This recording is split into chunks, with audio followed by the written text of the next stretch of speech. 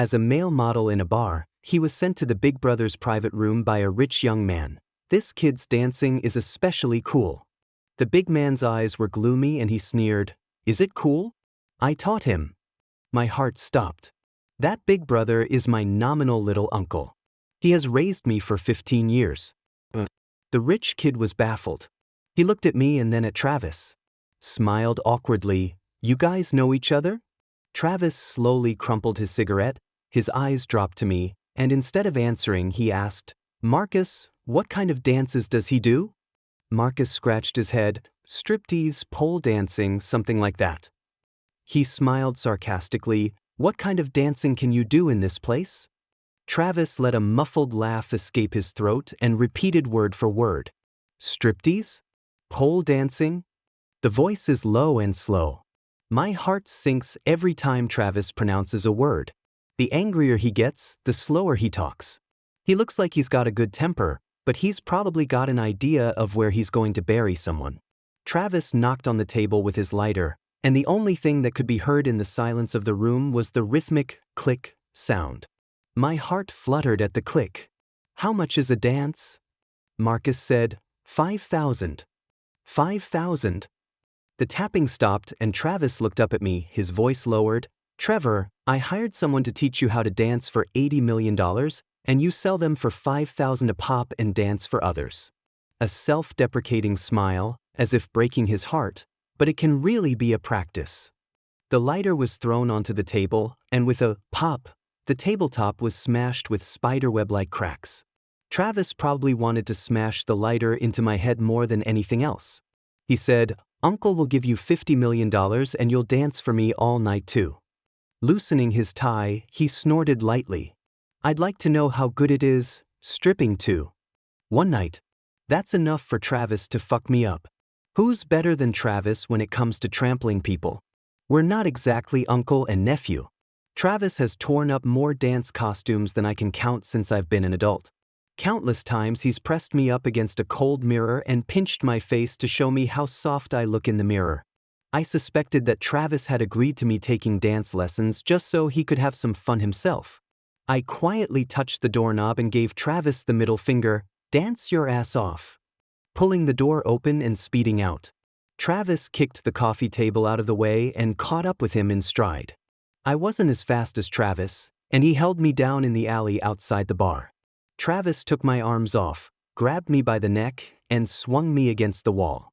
Closer, sharp breaths intertwined. Tall body pressed down, "Run." The grip around my neck slowly tightens, and I can't breathe, opening my mouth to gasp in a futile attempt to get more air. Travis looks down for a moment, choking me and kissing me. The kiss was suffocating. Travis loved it. He was good at creating shadows and scars for me, loved making me think of him as the only thing that saved me. Liked controlling my life and playing with my desires. Travis lets go of me moments before I'm close to death and watches as I slump to my knees, coughing heavily and breathing violently. The cold card is shoved into my mouth, Travis' voice soft. "Good girl, bite down, $50 million, don't drop it." When I was carried to the hotel, I still held on to the $50 million card. Travis said not to drop it, so I couldn't. Drop it and maybe he'd let me eat the card in tonight. The room was on the top floor, the bed was huge, and the cabinet next to it was filled with all kinds of toys. The cabinets weren't big, and there was nowhere near as much stuff as in Travis' basement in Haymarket. But it was enough to get by. Seeing the toys in the cabinet, I knew that Travis had come specifically to catch me. When I ran, I didn't even have papers, so I had to work in the gray area in order to hide from Travis. Even then, he still managed to catch me. Travis threw me on the bed, jerked the card out of my mouth, walked over with a bottle of wine and looked down at me condescendingly. "Has anyone touched you this year?" "Yes." I laughed a little, unafraid to say, "That's the kind of business I'm in." Travis and I know each other too well to know what to stab each other with that hurts the most. "Do they get you off?" Travis stroked my face inch by inch. "I'm afraid not. I taught you how to do it, and I'm the only one who knows how to make you the most comfortable." Cupping my face and roughly pouring me a drink, his tone was soft. "Trevor, you won't find better than me." I'm forced to swallow my drink. A cynical face flashes through my mind, a smile that reveals two sharp tiger teeth. Looking weary, he presses on his belt and places his palm against my forehead, scooping me up off the floor. Don't go down on your knees, I don't have to serve like this. Travis thought wrong. Better than him, I've really found. Travis filled me with half a bottle of wine, tilted his head back to finish the rest, tossed the bottle away, and slowly filled my arm, calmly saying, "There's medicine in the wine. You should know that if you've had it." I held my breath. I did eat it. That drug will turn people into beasts. A beast that only knows how to have fun. Travis had fed me that drug the night before I left for a dance competition in England at 19. As punishment for my first attempt to leave him. He watched coldly like a judge as I was tortured by the drug, watched me kneel before him, arch my body, tug at his pants leg and beg, I'm not going to the competition, I'm not going to dance, I'm not going anywhere. I won't go anywhere. Uncle Junior, please let me go, I'll do as I'm told. I'll do as I'm told. Cold leather straps cut across my body and Travis whispered, Trevor, just being obedient isn't enough. He chained me to the bed and blindfolded me. What I want is for you to be inseparable from me. At least, physically. That was the cheapest I've ever been in Travis' bed. I even begged him to do it when I was out of my mind. Like a fucking dog. 3. Travis' hand rubbed behind my ear, and I gasped as if I'd been struck by electricity. This body had been taught to be bitchy by Travis. The slightest flirtation from him made it hard for me to hold myself back. You haven't done a striptease for me yet? So many people have seen it, I'm the only one who hasn't. Trevor, dance for me. Travis clutched the $50 million card, cold and hard, and slid it across my spine and into my belt. Dance well, and I'll give it to you. If you don't, we'll both die here. It doesn't have to be from you. I looked toward the door of the room and smiled a wavy smile. There are tons of people waiting to fuck me after I leave this door. You try. Travis' smile was perfect, like it was painted on. Trevor, I'll do anything, including kill your cute little brother. I'm afraid to try. I could die, my brother couldn't. Travis knows me like the back of his hand, my lifeblood, he's got it in the palm of his hand. I'm kidding. I stared at Travis, slowly unbuttoning my shirt. Who can beat you? Tilting my head back and biting into the knot of his throat, I whispered, Come on, Uncle Junior, play me to death.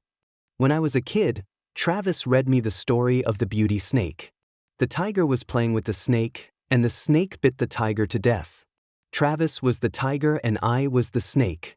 Travis pulled my hair, leaned down and kissed my chin, smiling slightly, I want to play with a fox. I jerked the leash off and shivered as I went to the cabinet to find my ears and tail. The cabinet was used so much that my throat screamed before Travis relieved himself. Head buried in the side of my ear, he whispers, Don't abandon me. As if the victim was him. In the morning, I was awakened by the sound of Travis' phone call. Stop it, the old man asked me to come to Confronting to talk business. What are you doing here? The county is a small place, you missy can't stand it.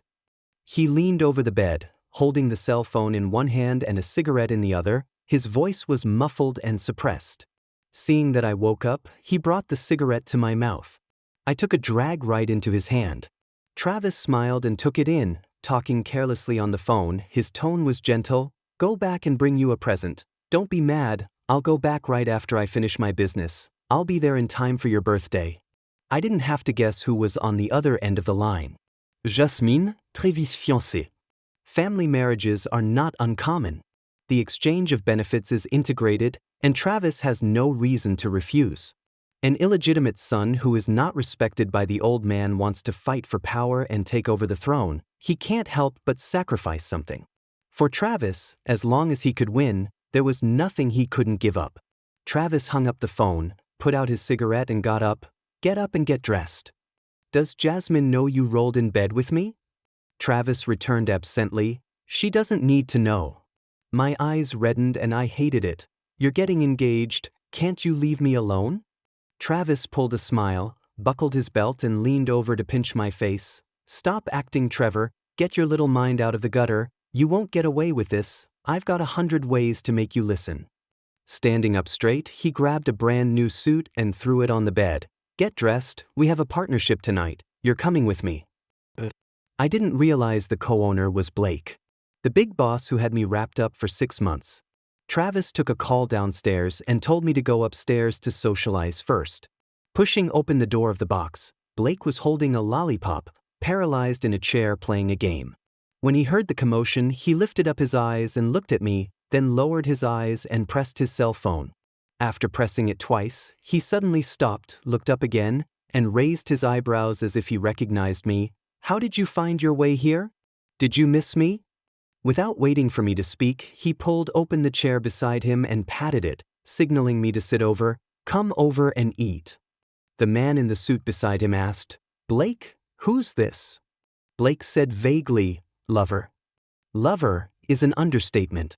I'm actually a gigolo he keeps at the bar under the stage name Garrett. I smiled and cocked my head. Who's Jasmine? I'm Travis' assistant, Trevor. Blake had a miserable game over coming from her cell phone and bit into her candy. Who are you say? At that moment, Travis pushed open the door to the booth. Sorry I'm late. His eyes paused on the empty chair pulled out beside Blake and asked me with a smile, why are you standing here? I lied without changing my face. The elevator was slow and I just got here. Mason, the man in the suit, furrowed his brow and tried to say something, but Blake held him down. Blake's eyes flicked over Travis and I and got up and extended his hand towards Travis. Hi. I'm Blake. The smile revealed a pair of pointed tiger teeth. There was a lot of good conversation at the table, each man with a belly full of ghosts, but on the surface it was a good time. Blake doesn't like to drink much, and whenever he goes out to socialize, he always asks me to hold his drink. Tonight, he raised his glass a lot, and when he did, Travis followed suit. The two of them didn't move their faces, but they finished 3 bottles of wine. Mason couldn't even stop him. By the end of the night, Mason and I were helping one of them away. Travis was leaning halfway against me, and he looked like he was having a hard time. When he got to the car, he stopped pretending and pushed me into the back seat. Pressing his whole body against me, his head buried in the crook of my neck, he muffled, He's looking at you. Talking about Blake. Do you know him?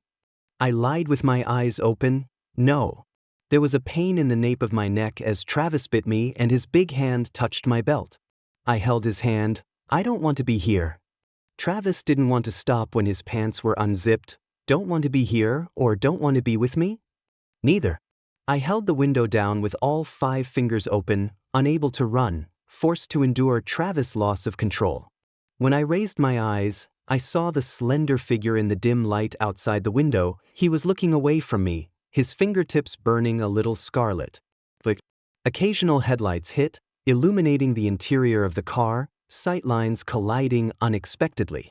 Blake stared straight at me, his gaze like a sword, straight, sharp, cold, pressed with cutting hostility.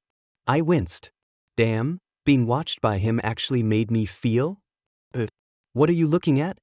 Travis pinches my face from behind, ties his tie over my eyes, sweeps the window over the silhouettes, drops his head and kisses me. Concentrate. I hadn't looked back when the car window was knocked on. Travis opened the window and Blake stood by it, his face clouded in dark shadows, his voice hoarse. Can I borrow Travis's assistant? Mason's been drinking and there's no one to drive. I doze off and lean back against the car seat, my body a mess but my mind clear. Travis needed the technology of the star and moon blueprints, and now he was the one who was begging Blake. So he would agree, even if he knows in his heart that Blake has a thing for me. Travis smiles and says, if Blake asked, how could I not borrow it? Straightening my tie, he said, Trevor, come back early and don't keep me waiting. He says that every time he sends me out. Being a bitch and all. I laughed, glanced at Travis, and pushed the car door open, nothing rippling inside. No sense of abandonment, of being torn apart by betrayal. In bed, it was hard to pinpoint what I felt for Travis. I'd mistake extreme pleasure for love. You can't blame me for being twisted. It's hard for a kid raised by Travis to have a normal brain. Now I'm pretty sure I don't love Travis. The strongest thread that Travis had ever tied to me snapped. Before Travis pinned me to the mirror and ripped my dance costume, I had liked him. Liked him as a nephew, painfully, obscurely, ignorantly, and purely. It was too easy for young me to like Travis. When I was 5 years old, my mother was killed in a fire and my brother disappeared in the chaos. Travis showed up when I had no one to turn to and brought me back from the south side to Travis's family. Travis' grandfather just looked at me and said, "Morgan's kid?" I was given a casual identity and thrown among the juniors, unattended. In Travis's family, being unattended was a disaster. It was a sign that the person could just be bullied. I didn't know who to tell, so I could only hide in the shadows and lick my wounds in silence, cajoling myself like my mom, "It's okay, Trevor doesn't hurt." Telling myself that I can't cry, can't be aggrieved, can't be pouty. On second master's birthday, I was pushed off the pool by Dylan, and only Travis noticed. He fished me out, pressed Dylan to apologize to me, his hair dripping, and patted Dylan's face not too gently. "You can be bad or stupid, but not stupid and bad. Trevor doesn't have a mom anymore, but he still has his little uncle." Travis lifted me by my collar back into the room and snorted softly, "Instead of being bullied to death by that bunch of losers, I'd rather be bullied to death by me." But really, Travis didn't bully me. I wanted to learn to dance, he took money. I was bullied, he taught me how to return the favor. The tactics he taught me were dirty, but they worked. And I finally became a kid with someone to back me up. I was too young then and needed someone to love me. I treated Travis like driftwood, afraid he wouldn't want me to, and sold out to please him. Travis could see that and said I was no good, rubbing my head and saying in a flat voice, "Trevor, Travis's family is crazy, trusting people too easily can get you hurt." I blinked and asked, "Can I trust you too?" Travis laughed, "Trusting me is the dumbest." At the time, I thought Travis was joking. When I was 17, my classmates asked me if I had a crush, and Travis was the first person I thought of. Travis seemed to have forgotten that I was growing up and treated me like a child, letting me sleep with him and listening to his stories before bed. His hugs change flavor and his heart warbles in his arms. I was terrified after sleepwalking in his bed. Only one thought ran through my head: I can't let Travis know. It was too sordid. To leave, to stay away from him. To keep that little unmentionable thought a secret for me alone. I moved out of his room and Travis didn't say anything, just asked, "Bothering me?" After my senior year of high school, I decided to go abroad for further study. Travis sat in his study for a long time and asked, "Trevor, you hate it here, don't you? That's why you're leaving too." I didn't say anything back. I did hate Travis' family. Travis lit a cigarette and said, "Wait until you turn 18. The smoke blurred his brow, and I didn't see the snake-like coldness of his eyes. When I turned 18, Travis gave me a huge gift. He told me a secret. My mother, Morgan, was not the illegitimate daughter of the old man, but the old man's adopted daughter. To put it nicely, the adopted daughter. To put it badly?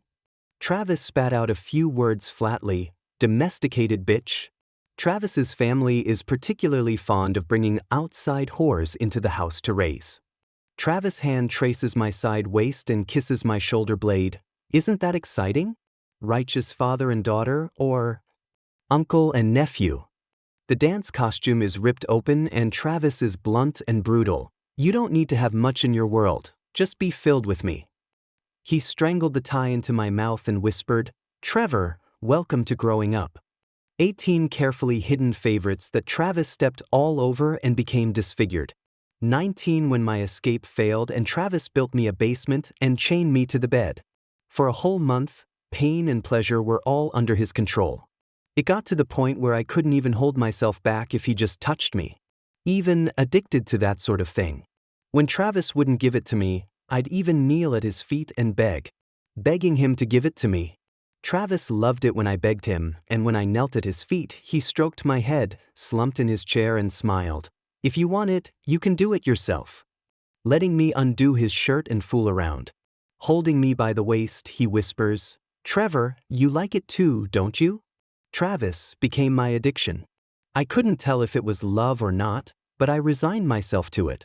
I couldn't escape, I could only ease the pain and accept my inferiority. I even lied to myself for Travis, fantasizing that he loved me. It wasn't until Travis gave me away to his rival Colton for a project in the new town that I came to my senses that dogs don't deserve love. Colton had been a child of his mother's sponsorship and had lived in Travis's family for a time as a child, and was very close to his mother. He had been looking for me after my mother died. The night before he gave me to Colton, Travis went mad all night and finally licked the bruises on my body and said, "I'll get you back, don't let him touch you."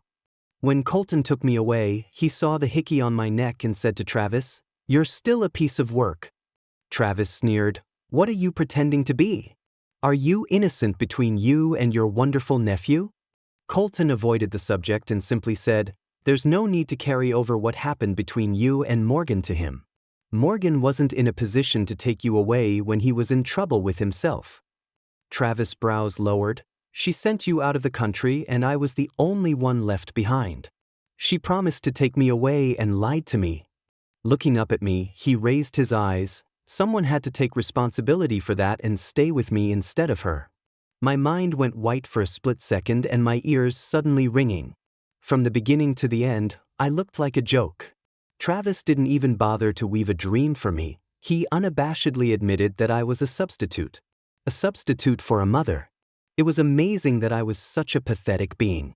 The pain, which I had deliberately ignored, slowly diffused, thin and tearing at my heart. What was more unbearable than kneeling at Travis' feet and begging for sex was the fact that I loved him. The biggest reason for leaving Travis's family was that I saw Travis and felt disgusted with myself. 7. What's your relationship with Travis? He's my brother-in-law. Hey, little uncle. Blake mumbled lowly, dropping a mint into his mouth and crushing it between his teeth. Garrett, do you know what a package deal is? I'm the one who pays for it, and you can't sleep with anyone else but me. I gripped the steering wheel tighter. I'll give you your money back. Blake chewed another candy and said, I'm not short on money. After a pause, he said, I'm the gold master, so if you're in any kind of trouble, you can ask. I said, no. Outsiders can't get involved in what's going on between Travis and me. Blake stopped talking and the only sound left in the car was the sound of him crunching mints through his teeth. He was probably angry. He's so angry he's got a cigarette problem. When he arrived at Half Moon Bay, Blake pushed the door and got out of the car. After a few steps, he suddenly turned around, walked over, and knocked on the driver's side window. Get down. I didn't move. Blake opened the door, unbuckled his seatbelt, scooped me up and slung me over his shoulder, kicked the door shut, and took a big step toward home. I didn't have the strength to resist him, so I let him carry me like a dead fish. Blake puts me in the tub and asks, I'll wash it or you do it yourself? I looked at him and didn't say anything. Blake squatted by the tub and undressed me. One by one the buttons were undone and the bruises on my body were exposed to his eyes. Strangulation marks, bite marks, whip marks. Miserable. I looked at Blake coldly. Blake may have had a few moments of pity for me, but the pity of a heavenly creature like them is worth the least. These marks, they were enough to scare him away. I was bound and determined. But Blake doesn't react much, removing my top and coming back to take my pants off. I held down his hand, my voice hoarse. I'll do it myself. Blake raised his eyes, his gaze clear. I'll ask again, do you need my help? I still answered, no. All help in this world has a price. Did he teach you all those tricks on the bed? Blake touched the whip marks on my abdomen and pressed them not too gently. No wonder I'm always suspected of being light, so it's because I've been taught to be bad. Blake flirtatiously surveyed the marks on my body. Does it feel good to be done like that? What's your favorite? Oops. Candles. I suddenly grew a little more violent. I can keep you company if you want to have some fun. After all, you paid for it. Wanna? Blake stood up straight and looked down at me with a cool gaze. How do you usually serve him? Show me. I looked at Blake, my eyes red. Defeated by his stoic gaze, I kneel in the tub and reach for his belt. Why expect so much from him? They're all the same when they're like that. It took half a day to undo it. Instead, the overhead shower suddenly turned on, spilling warm water and misting the air. Blake pulled out the belt I was clutching in my hand. If you don't want to, don't do it. What's with the stiff upper lip? Do you know what kind of face you're making right now? Bowed and pressed closer, pressed the corners of my eyes. It's on the verge of tears. Turning to go out the door, he waved a hand. Wash yourself. Blake got me my clothes and I changed and went out. It was 12 o'clock. Blake was sitting on the couch watching cartoons. I said, I'm going back. He answered. As I turned around, I heard him say, next time, if you don't need my help, don't look at me like that. It's like if I don't save you, you're going to break for me. Downstairs. A McLaren is parked on the quiet street. Travis leaned against the car and asked me, where are the clothes? I said, it's dirty. Travis said, Trevor, give me a hug. If you give me a hug, I'll talk myself out of it. Otherwise, I'm afraid I'll kill you. I hugged him and said, you can't expect me to keep my hands off you if you treat me like a whore. Travis didn't move a muscle. If you're not willing to give it to someone else, don't lend me out next time. Travis showed some bewilderment on his face and said, half-heartedly, okay. I had long ago discovered Travis' secrets. For example, he doesn't really know how to smile. He practiced that perfect smile over and over again in the mirror. For example, he has a hard time making expressions that match his moods. So, he smiles when he's sad, when he's angry, when he's happy or unhappy. He couldn't handle his own emotions. Perhaps in times of jealousy, he himself doesn't know what it is, much less what to do about it. He was brought up to give up anything for the sake of profit. Emotions don't matter. His own feelings didn't matter, and neither did anyone else's. Travis's family educated all such character-crippled lunatics. Half a month after returning to the city, I found that the company's financial problems, Travis on these dark disease blind, Project Recession, cannot make ends meet, the old man sighed also no. The old man said to Travis, let's bring up your marriage. On the day Travis and Jasmine announced their engagement, he was also promoted to CEO. Yun's almost fell on Travis' shoulders. A month later, Mr. Yun asked Travis to leave. I was the only one who accompanied him. It was a private ice fishing club. I sat outside the tent and heard arguing inside. Suddenly, someone spilled something, and I fumbled with my watch and peered inside to see Master Yun Air lying on the ground in spasms, reaching for a pill bottle. Travis, expressionless, dropped the pill bottle into the hole in the ice, turned off the heating, and inclined his head to me. Trevor, call 120, there's a patient here. By the time we got to the hospital, Master Yun Air had no vital signs. Once Master Yun died, no one in Travis's family generation could compare to Travis. On the way back to the car, Travis leaned back with his eyes closed and whispered, when I was a kid, he stomped on my head and called me a bastard, and told me to kowtow to him, and the old man said, if you're capable of doing that, you should let him kowtow to you, and if you're not capable of doing that, you should just shut up and put up with it. At that time I thought, when I have the ability, I don't want him to kowtow, I want his life. I drove quietly. Travis opened his eyes, swept his gaze over the watch on my hand, and said, Trevor, I raised you, you can't be worse than me. I said, it won't. I met Blake at the party the day Travis and Jasmine got engaged. Jasmine took Travis on her arm and introduced him, this is my cousin, Blake, from Shangjing. You should have met him before, he has invested in a small company in Infong, I heard that he has cooperation with Yun. The coincidence made people want to laugh. Travis glanced back at me as he was pulled away by Jasmine. Blake sat on the sofa and raised his cell phone at me. Are you going to watch Soldier of Fortune? I was silent for a moment and sat down to watch the cartoon with him. Not to mention it was quite good. After watching 3 episodes, Blake turned off his cell phone, and I looked over at him, somewhat unfulfilled. Blake, it's 10 o'clock. Blake, it's 10 o'clock, I'm going home. Blake, I'm going home after I'm done. Blake smiled slightly, revealing a tiger tooth. Why don't you come home with me and watch? I subconsciously looked at Travis. Blake said, he can't take care of you tonight. So I was swindled away by Blake and spent the night watching cartoons at his house. I was watching China Kid when Travis called. Travis, his voice hoarse, said, Trevor, come back. Before I could answer, Blake jerked my cell phone away, bottoming out, he doesn't want to go back. Hangs up and turns off the phone. Looking over at me, Is there going to be trouble? There's going to be trouble. I'm so angry I want to laugh. Blake's face is full of innocence. Do you need help? I whipped the backrest at him. No. I'm a dog if I watch cartoons again. Travis isn't at home. The old man is sick and all in the hospital. I ran into Jasmine in front of the hospital. She smiled at me and said, "Go on up, Travis has been waiting for you all night." As I brushed past her, I stopped her and whispered, "Jasmine, don't marry Travis, it will become unfortunate." I was ready for a slap, but Jasmine looked away for a long moment and laughed. "No wonder my cousin likes you, Trevor, you're so cute." I wondered. Jasmine donned her hair. After Travis and I get married, Chin and Yun will exchange their shares. According to the current situation of Yun, I can exchange 1 for 3, and Yun will agree even if he is unwilling to do so in order to salvage the situation and come back from the dead.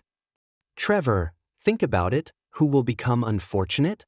By that time, Chin's holdings in Yun were second only to the old man's. Then understand the accounts, Travis will do the math too. I said, "Travis is not a fool."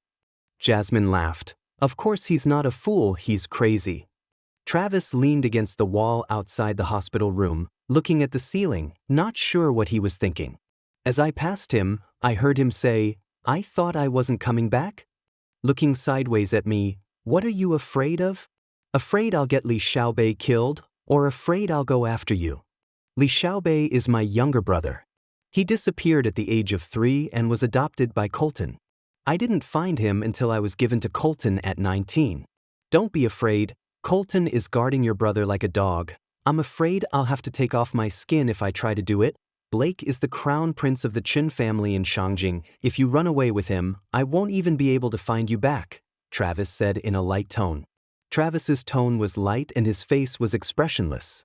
He couldn't feel what expression he was supposed to make. I said, "Why are you telling me this?" Travis lowered his eyebrows, "Just bored, wondering if you'd pick me." He looked up, tugged at the corners of his lips, and stretched them flat again in boredom. "I wasn't chosen. My mom chose to kill herself, the old man chose the second, Morgan chose Colton, and I was left behind." I looked at him for a long moment and headed for the hospital room. "I'm going to go check on the old man." Travis smothered a laugh behind him and sighed in general with some regret. "That's smart. If you leave today, I'll make Blake stay in Haymarket forever." I knew it. The stupid psycho. 11. Jasmine was right. Yun pinched his nose and exchanged shares. Almost on the same day, Travis sold the shares in his hand to Jasmine at a high price, and Chin became the largest shareholder of Yun. Yun's was acquired. The old man did not take a breath and passed away after 3 days in the intensive care unit. Travis's family misunderstood Travis. He never wanted to compete for power, and from the beginning his aim was destruction. That's why, Jasmine said, he was crazy. On the same day that the old man died, the Public Security Bureau arrested Travis. A few days ago, I submitted a file to the Public Security Bureau, the whole process of Travis dropping the first aid and turning off the heating equipment, which I recorded with my watch. It was enough to prove that Yunji's death was a deliberate murder. I appeared in court as a witness. Travis looked at me and said, "Your Honor, what he said is true, and I have no defense to offer." The lawyers saved the day, and Travis was eventually sentenced to life in prison. He asked to see me. Through a glass window, Travis asked me, "Can you tell me why you like Blake?" I frowned. "Who do you think I like?" Travis smiles a little. "It's subtle, not perfect at all." "Blake. Trevor, you like Blake." I covered my face and laughed twice, hating it a little. "You could tell I liked Blake, so why couldn't you tell when I liked you at 18? The smile on Travis' face faded as if he had heard some kind of joke. "What are you talking about?" Stubbornly, he shook his head. "Nope. You lied to me, you tried to run away, you didn't want me, why would you not want me if you liked me?" I looked at him quietly, not saying a word. Travis' eyes grew red and almost shed tears. "You lied to me, Trevor, say you did, say it." I shook my head and turned away. Regret is the kind of emotion that would break Travis down. Exiting the police station, I see Blake leaning against a motorcycle in his riding clothes, staring. I walk over and Blake hands me his helmet. I put the helmet on and look over at Blake. He didn't move. Halfway through his sideways glance, he said, "I don't know how to ride." I point to the locomotive. "Then how did you get this thing over here?" Blake lifts his chin at the van on the side of the road. Who doesn't look at that and say bull? I thought for a moment, stepped into the car, and hooked my hand to Blake. "Get in." Blake got in the car and asked, "Do you know how?" I said, "I've got my license, but I haven't ridden much." Blake pulled me down. "I'd like to be buried with you, but I don't think it would look good in a bloody mess." Later, Blake and I were transported home in a minivan along with the motorcycle to watch the China Kid. Travis. When Trevor recorded the video with his watch, I was aware of it. I was also aware that that evidence could kill me. But I somehow wanted to take a gamble. Win the bet, and I'd let Trevor go. Lose the bet, and I'd die. Actually, I never really wanted to live. But then again, I thought it would be too bad to die alone. I'm not a good person, and Travis's family is even worse. Except for Trevor. Trevor was brought back to Travis' family to get back at Morgan. I was 10 years old when Morgan was brought back to Travis's family by the old man. To the outside world, he said she was an illegitimate daughter, but in reality, she was a concubine he kept. That's how disgusting Travis's family people are. Morgan was stupid and had some excess kindness. When she saw me being bullied, she always had to fight for me. She didn't really have much of a voice.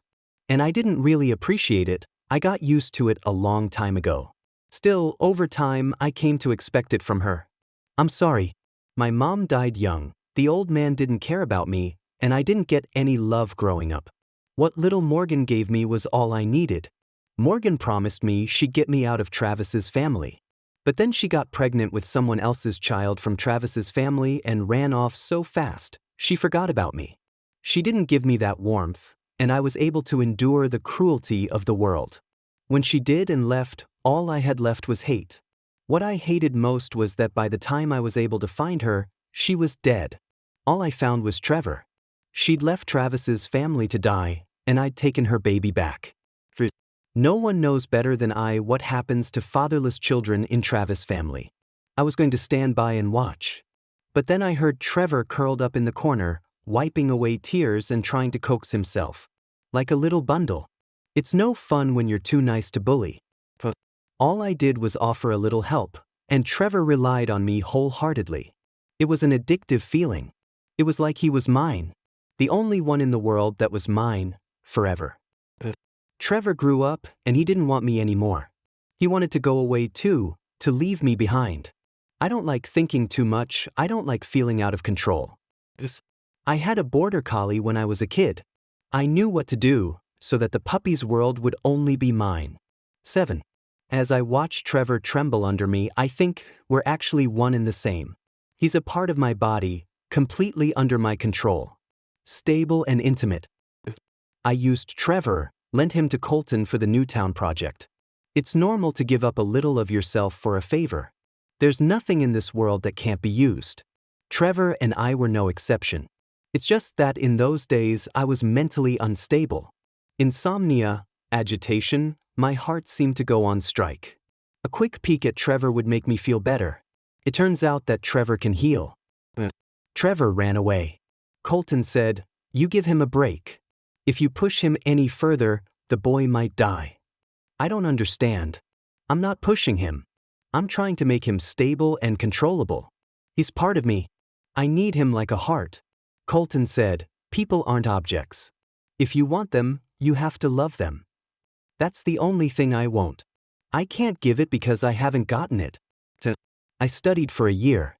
I didn't learn. Then Blake gave Trevor that thing. I watched for a long time, before I came to the conclusion that I had turned my back on love. I must admit that some people are so lucky that they get so much love that they are able to part with it, to share it with others. And I am so barren. 11. I thought about killing Blake. Thought about dragging Trevor to his death. Thought about keeping Trevor prisoner for the rest of his life. Then I decided to give Trevor the scepter.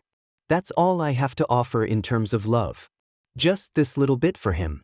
Quote, I don't know how to love people. Then let Trevor find someone who can love him. That way, I'll be loving him.